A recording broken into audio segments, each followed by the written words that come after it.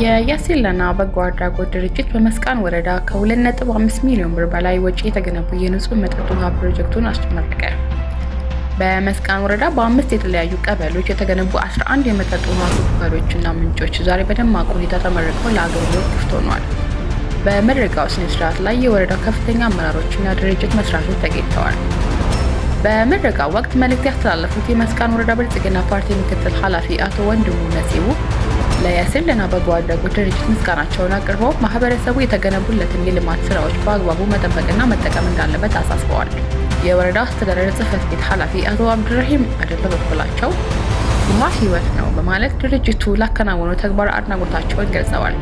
የድርጅቱ መስራችና ስራ አስኪያጅ ኡስታዝ ኑሩ ቱርኪ በበኩላቸው እርስ በርስ መዋደድና መተዛዘን ለተሻለች ሀገር ግንባታ ወሳኝ መሆኑን ገልጸዋል።